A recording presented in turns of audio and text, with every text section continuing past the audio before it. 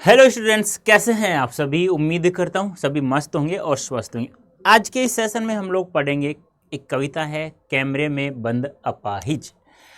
कैमरे में बंद अपाहिज कैसे हो सकता है? तो कैमरे का अर्थ यहाँ एक स्टूडियो है, स्टूडियो में एक बंद अपाहिज को लेकर आएंगे हम लोग। अब कवि क्या कहना चाहता है, सबसे पहले आप लोग मुझे ये बताएंगे कि ये जो कैमरे में बंद अपाहिज जो कविता है, इसके लेखक कौन है। तस्वीर आपके सामने दिख ही रही है, हाँ? तो बताइए इस लेखक का नाम क्या है, फटाफट बता दीजिए मुझे, फिर हम लोग स्टार्ट करते हैं। जल्दी से कमेंट करके भी बताना है आप लोगों को कि ऑडियो वीडियो ठीक है, मस्त है, आवाज़ सुनाई दे रहा है आप लोगों को। और जैसे ही हम लोग इस कविता का अर्थ हम लोग पढ़ लेंगे अच्छे से, प्रत्येक शब्द का एक एक अर्थ हम लोग पढ़ लेंगे, तो उसके बाद हम लोग मोस्ट इम्पोर्टेंट कुछ क्वेश्चंस भी करने वाले हैं। तो आप लोग कहीं जाना नहीं है, आपको पूरा सेशन देखना है। तो लेखक का नाम है रघुवीर सहाय जी। यानी किस प्रकार से एक मीडिया वालों का कहा जाता, वैसे तो चौथा स्तंभ है, लेकिन मीडिया आजकल जो जैसा कर रहा है वैसे ही पहले ही करता था और पहले ऐसे ही करता हुआ आ रहा है। यानी किसी भी कमजोरी को अपने व्यापार का माध्यम बनाना, इसका एक कहते हैं ना, अपनी टीआरपी बढ़ाने के लिए कुछ भी किसी भी हद तक जा सकते हैं मीडिया वाले। तो यहाँ पर भी ऐसा ही हुआ है। तो किस प्रकार मीडिया एक अपाहिज व्यक्ति को अपने स्टूडियो में लाकर किस पर बेतुके सवाल करते हैं और उससे उन सवालों के जवाब मांगते हैं।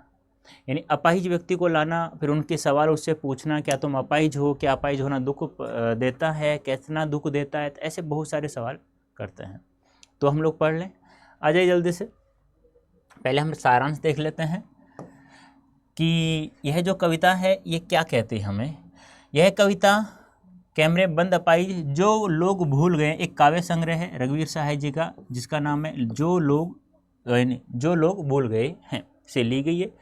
शारीरिक चुनौती को झेलते व्यक्ति से टेलीविज़न कैमरे के सामने किस तरह के सवाल पूछे जाएंगे और कार्यक्रम को सफल बनाने के लिए उससे कैसी भंगिमा की अपेक्षा की जाएगी, इसका लगभग सपाट तरीके से बयान करते हुए कवि ने एक तरह से पीड़ा के साथ दृश्य संचार माध्यम के संबंध को रेखांकित किया है। यानी कि यहाँ सीधा सीधा एक ही बात बताई जा रही है, किस प्रकार से वे लोग जो क्या कर रहे हैं, एक अपाहिज व्यक्ति को लाकर अपने स्टूडियो में कैमरे के सामने किस प्रकार से सवाल पूछा जा रहा है, उस सपाट बयानी से तरीके से। यानी कि मीडिया वालों को ये बिल्कुल भी अंदाज़ा नहीं है कि जैसा हम सवाल कर रहे हैं क्या सामने वाले के दिल पर कितना प्रभाव पड़ा, कितना दुख हो रहा है, उसे इस बात का कोई लेना देना नहीं है। बस उसका तो काम एक है कि टीआरपी बढ़ाना, बस यही यहाँ पे बताया गया है। तो ऐसा स्टूडियो है जहाँ पर किसी अपाहिज को लाया गया और उससे पूछा जाता है क्या। मीडिया वाले लोग कहते हैं, जो इंटरव्यू ले रहा है, हम दूरदर्शन पर बोलेंगे, एक चैनल होता है दूरदर्शन का, कह रहे हैं कि हम दूरदर्शन पर आएंगे और तुम्हें बताएंगे। हम समर्थ शक्तिवान हैं, हम शक्तिशाली हैं, बहुत ज़्यादा पावरफुल लोग हैं, पैसों से भी और वैसे भी। हम एक दुर्बल को लाएंगे एक बंद कमरे में, यानी कि एक कमज़ोर व्यक्ति को लाएंगे एक बंद कमरे में, यानी स्टूडियो के अंदर एक कमज़ोर व्यक्ति को, एक निर्बल व्यक्ति को हम लेकर आएंगे हमारे स्टूडियो में।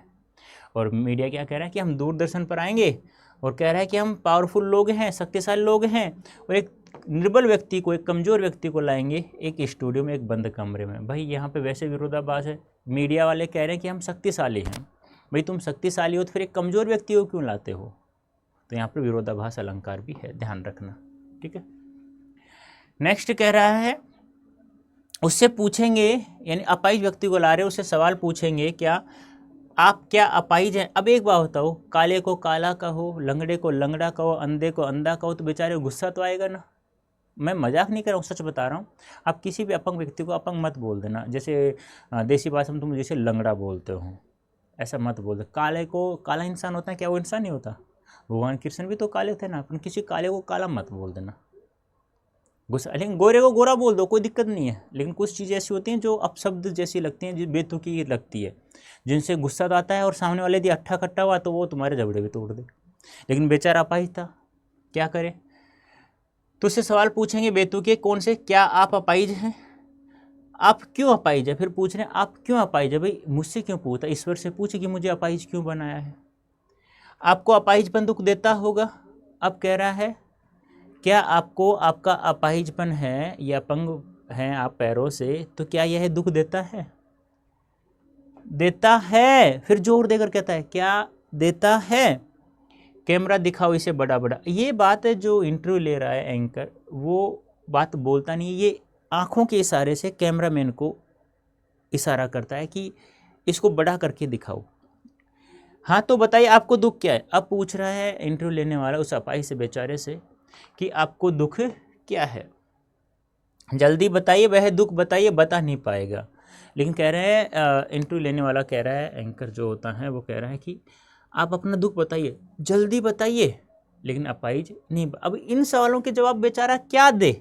है इन सवालों के जवाब कि आप क्या अपाहिज? अरे नालायक, तुझे दिख नहीं रहा मैं अपाहिज हूँ? जब व्हील चेयर पे बैठा हूँ तो अपाहिज हूँ। आप क्यों अपाहिज है? मुझे क्या पता यार अपाहिज क्यों हूँ मैं? आपको क्या अपाहिज? अरे दुख तो देता ही है ना, मैं दौड़ नहीं सकता, मैं चल नहीं सकता, तो दुख तो देता ही है, क्या तुझे नहीं पता? लेकिन फिर भी उसको तो अपनी टीआरपी का पड़ी हुई है। अब बेचारा क्या दे उन सवालों का जवाब? बेतुके सवाल। ये प्रसंग है उन बच्चों के लिए जिनसे ये पूछा जाता है डायरेक्ट कि इस पद्यांश की सह प्रसंग व्याख्या करो। कुछ राज्यों में ऐसा रूल बना हुआ है तो उन पेपर में, लेकिन तुम्हारे नहीं आएगा, तुम्हारे लिए तुम तो बेझिझक रहो, आपसे नहीं पूछा जाएगा। लेकिन फिर भी आप लोग वो बच्चे इसको एक बार पढ़ लें जिनसे सह प्रसंग व्याख्या पूछी जाती है। आपसे तो कैसे पूछा जाएगा? आपसे तो पद्यांश देखा, एक दो एमसीक्यू सवाल पूछा जाएगा और लघुतरात्मक अति लघुतरात्मक सवाल पूछे जाएंगे। ठीक है। कभी 1990 के दशक के दूरदर्शन चैनल के माध्यम से लोकतंत्र का चौथा स्तंभ माने जाने वाला मीडिया के लोगों की मानसिकता का वर्णन करता है कि वे कैसे संवेदनहीन होते हैं, उनमें संवेदना नहीं है। कभी कहता है कि मीडिया के लोग स्वयं को समर्थवान व पावरफुल अर्थात शक्तिशाली मानते हैं। वे कहते हैं कि हम दूरदर्शन पर बोलेंगे और हम एक बंद कमरे अर्थात स्टूडियो में एक कमज़ोर व्यक्ति को लाएंगे। फिर उस कमज़ोर व्यक्ति से प्रश्न पूछेंगे क्या आप अपाहिज हैं? यदि हैं तो आप क्यों अपाहिज हैं? क्या आपका अपाहिजपन आपको दुख देता है? ये प्रश्न इतने बेतुके हैं, बिना तुक वाले, बिना आंसर वाले, कि अपाहिज इनका उत्तर नहीं दे पाएगा, जिसकी वजह से वह चुप रहेगा। बेचारा धैर्य रहा तो चुप रहेगा, नहीं तो वह रो देगा। यदि रो दिया तो मीडिया का यह कार्यक्रम सफल हो जाएगा। लेकिन बंदे में धैर्य है यार, कूट कूट के भरा हुआ है, जो आपके अंदर भी होना चाहिए। तो वो रोता नहीं है, जिससे उनका कार्यक्रम सफल नहीं हो पाता है। क्योंकि वो रो देता तो दर्शक जो देख रहे हैं तो वो भी रोने पड़ते हैं, और वास्तव में बेचारे को बहुत ज़्यादा दुख है। और महिलाएं तो आजकल कुछ ज़्यादा ही इस चीज़ को ले लेती हैं। आजकल सीरियल आते हैं इस बात के, रोना धोना हो बस लेडीज़ें चिपके रहती हैं उस सीरियल से, वेट करती हैं कब आएगा, कब 8 बजेंगे, कब 7 बजेंगे, कब 9 बजेंगे, इस प्रकार से, जिसकी वजह से वह चुप रहेगा। इस बीच प्रश्नकर्ता यानी एंकर कैमरे वाले को निर्देश देता है कि इशारों से कि इसको यानी अपाहिज को स्क्रीन पर बड़ा बड़ा दिखाओ। फिर अपाहिज से पूछा जाएगा कि आपको दुख क्या है, तुम अपने दुख को जल्दी बताइए। अपाहिज इन प्रश्नों का उत्तर नहीं दे पाएगा क्योंकि वह जानता है कि ये प्रश्न उसका उपहास यानी मजाक उड़ा रहे हैं। ये इनकी वास्तविकता, ये इनका काम यही है कि मेरा मजाक उड़ाना, और ये अपनी टीआरपी बढ़ाना चाहते हैं। वो समझ गया था बेचारा। ये है आपके एग्जाम की दृष्टि से महत्वपूर्ण। जब आपसे पद्यांश दे करके कुछ एमसीक्यू सवाल पूछेगा ना, वहाँ काम आएगा। ये आपसे पूछेगा निम्नलिखित पद्यांश में किस बोली का प्रयोग किया गया, तो आपको बताना है खड़ी बोली। कैसी कविता है? छंदमुक्त कविता है। प्रारंभ की पंक्तियों में विरोधाभास अलंकार का प्रयोग हुआ है। प्रश्नवाचक अलंकार का भी प्रयोग हुआ है। वर्णों की आवर्ती कारण अनुप्रास अलंकार का प्रयोग किया गया है। या प्रश्नवाचक अलंकार, यहाँ प्रश्न पूछा जा रहा है तो इसलिए यहाँ पे प्रश्नवाचक अलंकार का प्रयोग किया जा रहा है। ठीक है। अब देखो और हैं कुछ सवाल, जल्दी से बताइए इनका आंसर। सोचो एक बार क्या होगा इनका आंसर, फटाफट बताइए मुझे एक बार।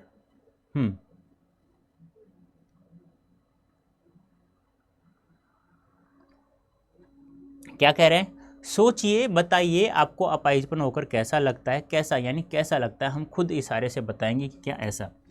अब एंकर कहता है उस अपाहिज को सोचो और बताओ, कहते आराम से सोचो और फिर बताओ आपको अपाहिजपन होकर कैसा लगता है। यानी आपको अपाहिज होकर कैसा लगता है, यानी कि कैसा लगता है, यानी कैसा लगता है, बार बार पूछता है कि आप अपाहिज हैं। तो आप आराम से सोचो और फिर बताओ कि आपको क्या आपका अपाहिजपन कैसा लगता है, बताइए कैसा लगता है। फिर एंकर जो है वो जो सवाल पूछ रहा है इंटरव्यू लेने वाला, वो इशारा करके कैमरे वाले को इशारा करता है कि चलो ठीक है, तुम मत बताओ कैसा लगता है, बस आप तो इशारे करके बताना कि मुझे ऐसा लगता है, हम आपको कुछ तस्वीरें दिखा रहे हैं, आप तो बताना कि हाँ मुझे ऐसा दुख होता है, सोचो और आराम से बताइए, सोचिए और बताइए। फिर कहता है सोचो आराम से फिर बताओ, थोड़ा कोशिश करो, थोड़ा कोशिश करिए, ये है अवसर खो देंगे, यानी कि ये बात पूछ नहीं जाएंगी, ये उनको इशारे से कह रहा है कि यह अवसर बहुत अच्छा है, आप खो देंगे, आप जानते हैं कि कार्यक्रम रोचक बनाने के वास्ते हम पूछ पूछ कर उसको रुला देंगे।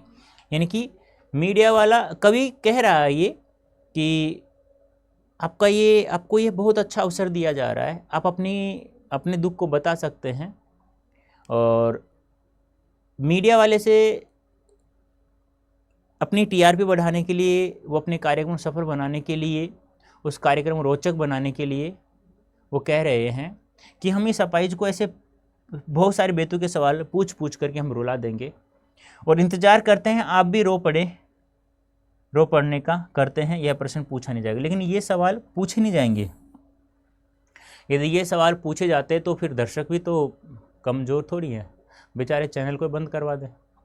तो वो कह रहे हैं कि हमारा बस ये कार्यक्रम सफल, और ये कार्यक्रम सफल कब होगा, ये अपाहिज जो है, ये जो अपाहिज है ये रोए, ये अपाहिज जो है ये रोहे, और इसके साथ साथ तुम दर्शक सभी रोहो, तब जाकर के हमारे कार्यक्रम सफल होगा, पर ऐसा नहीं होता है। प्रसंग है, देख लेना। व्याख्या। इन पंक्तियों के माध्यम से कवि कहते हैं कि मीडिया के लोग अपाहिज से बेतुके सवाल करते हैं। एंकर अपाहिज से पूछता है कि आप यह सोचकर बताइए कि आपको अपाहिज होकर कैसा लगता है, फिर पूछता है कैसा लगता है, यानी जोर दे देकर पूछता है भाई बताओ कैसा लगता है, कैसा लगता है, फिर कहता है कि हम इशारे करके बताएंगे तुम्हें ऐसा लगता है, ऐसा लगता है, बस आपको हाँ भरना है। फिर बाद में कहता है अपाहिज इन सवालों का जवाब नहीं दे पाता तो एंकर स्वयं ही उत्तर देने की कोशिश करता है, और वह इशारा करके बताता है क्या उन्हें ऐसा महसूस होता है। कुछ तस्वीरें दिखाई जा रही हैं पर्दे पर, तो आप ये बताइए कि आपको ऐसा महसूस हो रहा है।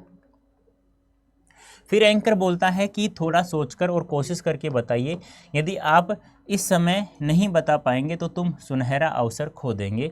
अर्थात एंकर अपाहिज से कहता है कि तुम्हें इससे बढ़िया मौका नहीं मिलेगा कि तुम अपनी पीड़ा को लोगों के सामने रख सको, कि तुम्हें बहुत अच्छा मौका दिया जा रहा है लोगों को अपनी पीड़ा को दिखाने के लिए, बताने के लिए, तो आप क्यों नहीं बता रहे, बताइए ना, इसलिए आप अपने दुख को बता दो।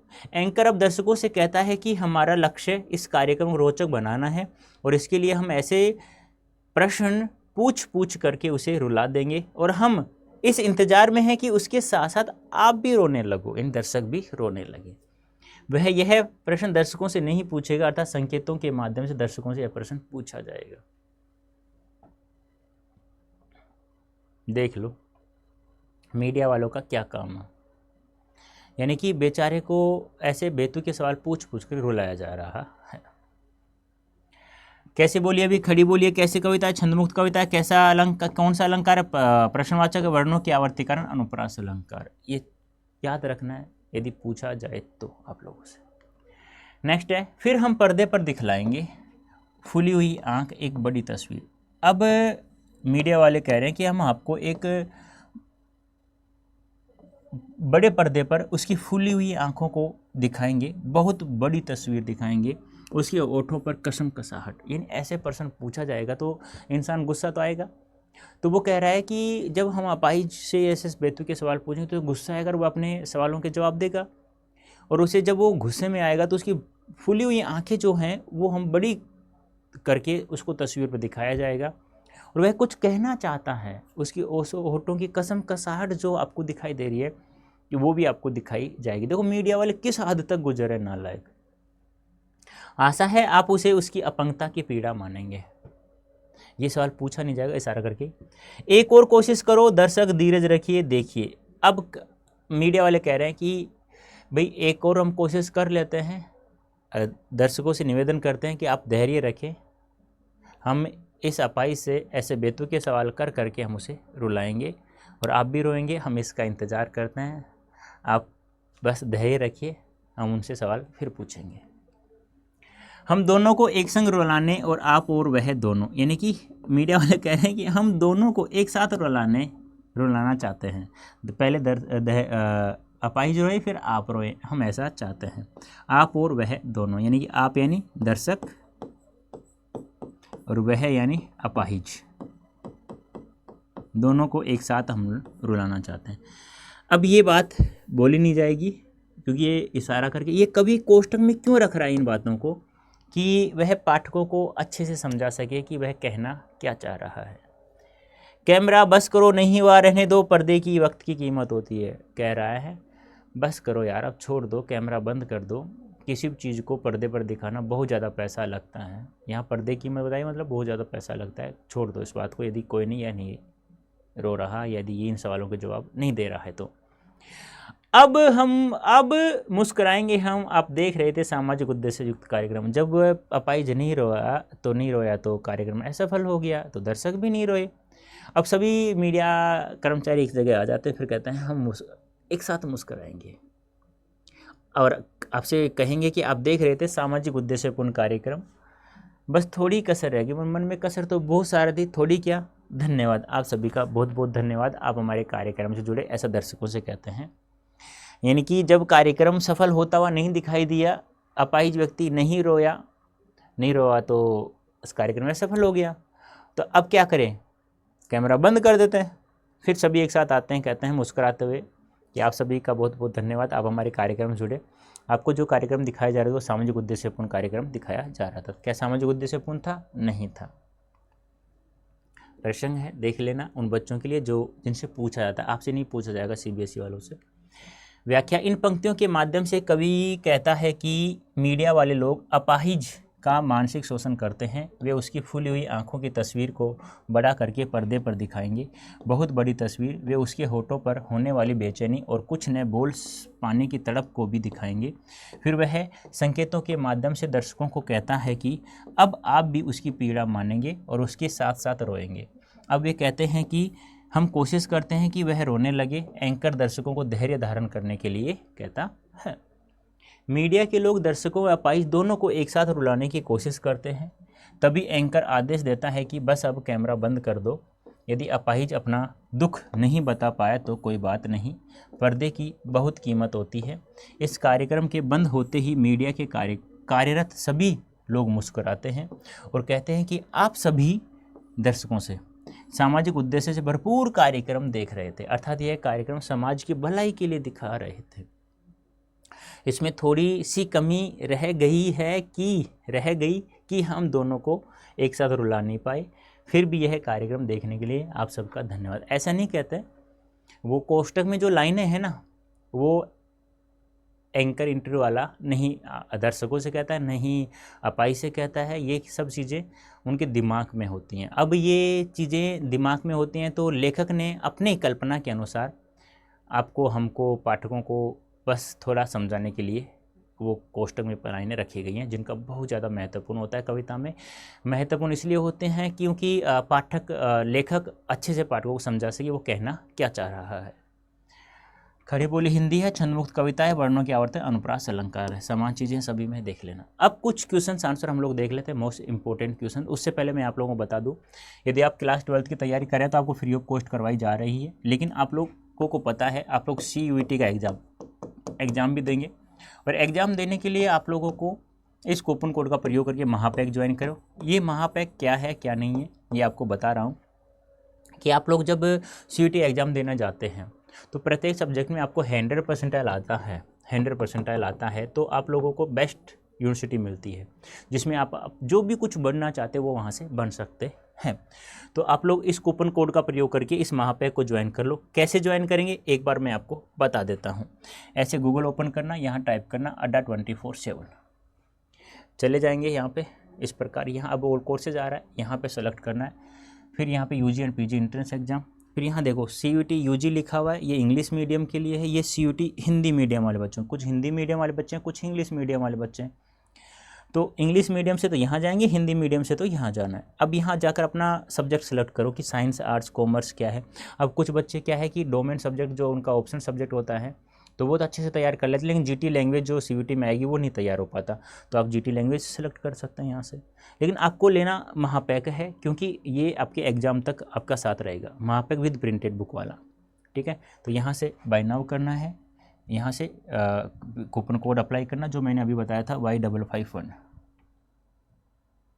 Y551 अप्लाई कर देना। देखो 17% का डिस्काउंट मिल रहा है, इस कूपन कोड का प्रयोग करते हैं तो आप लोग, ठीक है, 11,600 रुपये मिलेगा मात्र। अब देख लो, और 14 मंथ्स या 14 महीने की, यानी कि आपके एग्ज़ाम के बाद भी यह कोर्स आपके पास रहे। एग्ज़ाम के बाद क्या करेंगे गुरुजी, बहुत सारे ऐसे काम होते हैं भाई, प्रेफरेंस लिस्ट का, या बहुत सारे हैं जो आपको नहीं पता किस प्रकार आपको यूनिवर्सिटी बननी है, टॉप पर कौन सी बननी है, फिर कौन सी किस प्रकार से, फर्स्ट लिस्ट में नंबर आया नहीं आया तो सेकंड में आएगा, सेकंड थर्ड में आएगा, तो बहुत सारी चीज़ें हम लोग आप लोगों को बताते रहते हैं। तो ऐसे ही आप जीटी लैंग्वेज नहीं पढ़ना चाहते हैं, यानी आप कंटिन्यू प्रत्येक सब्जेक्ट को पढ़ना चाहते हैं, तो आप किसी भी सब्जेक्ट का साइंस को सेलेक्ट करना, महापैक ले लेना वहाँ से, वहाँ प्रत्येक सब्जेक्ट पढ़ाया, ऐसा नहीं हिंदी ही पढ़ाया, नहीं, हिंदी, इंग्लिश, जीटी, प्रत्येक सब्जेक्ट, साइंस के हैं तो साइंस वाले सब्जेक्ट सारे, आर्ट्स है तो आर्ट्स वाले सब्जेक्ट सभी, कॉमर्स है तो कॉमर्स वाले सब्जेक्ट सभी। ऐसा नहीं कि ये कूपन कोड हिंदी के लिए, नहीं, ये आप लोग महापैक ज्वाइन करते हैं तो प्रत्येक सब्जेक्ट आपको पढ़ाया जाएगा, ठीक है। तो ये था आज के लिए था, लेकिन अब हम लोग कुछ क्वेश्चन थे हमारे, एक बार उनको देख लेते हैं।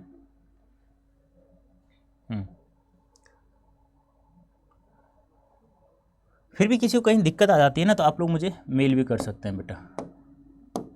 मेल आईडी है मेरी rajendra.prasad@247.com। यदि किसी को मेल नहीं कर रहा था मुझे व्हाट्सअप कर देना, लेकिन बताना नहीं, सर ने नंबर दिया था 9929936360 पर, मुझे आप मैसेज कर देना। कोई समस्या आ रही है किसी को भी परचेज करने में, मतलब कुछ भी 17 की जगह 20% ऑफ पाना चाहते हो तो बताना मत फिर किसी को, ठीक है। हाँ चलो आगे चलते हैं, हम लोग कुछ क्वेश्चन देख लेते हैं। कविता में कुछ पंक्तियाँ कोष्टक में रखी गई हैं, आपकी समझ में इसका क्या औचित्य है। देखो इनका औचित्य है कि ये कोष्टक में जो लाइन रखी गई है इनको एंकर बोलता नहीं है, मेरे वाले लोग बोलते नहीं है, ये केवल इशारों से वो कैमरामैन को बताते हैं, और पाठक इसलिए कवि इसलिए लिखता है कि वो हमें अच्छे समझा सके कि वो कहना क्या चाह रहा है यहाँ पे। जैसे ये जितनी पंक्तियाँ, ये सभी की सभी पंक्तियाँ आपको दिखाई देंगी कोष्टक में, तो इन सभी का बहुत महत्वपूर्ण है। अब ये क्यों लिखी जाती हैं वो आप एक बार देख लीजिएगा।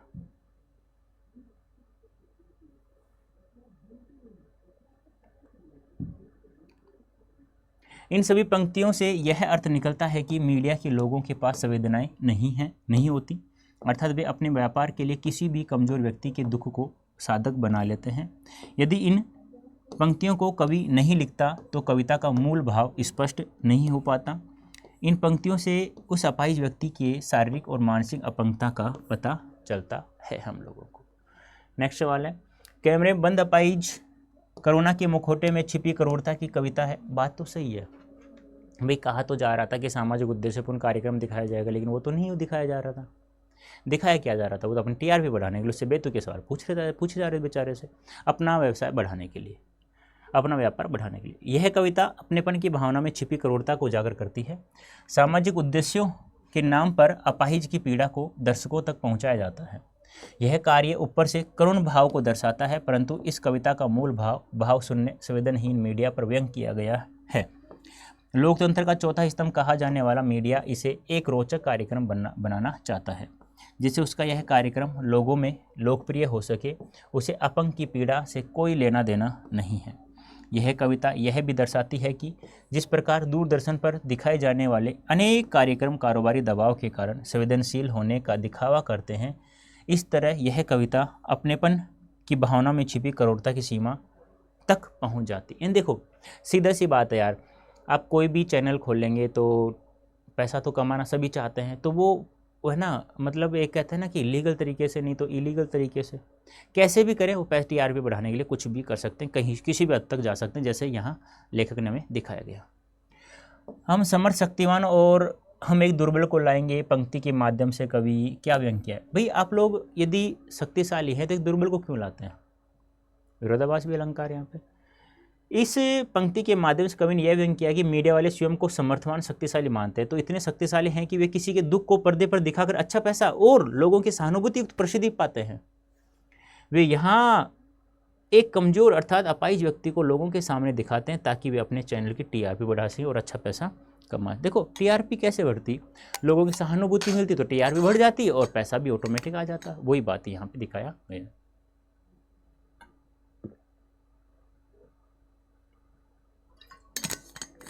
ठीक है, यदि शारीरिक रूप से चुनौती का सामना कर रहे व्यक्ति और दर्शक दोनों एक साथ रोने लगेंगे तो उससे प्रश्नकर्ता का कौन सा उद्देश्य पूरा हो जाता, सहानुभूति मिलती, पैसा कमाते, टीआरपी बढ़ जाती।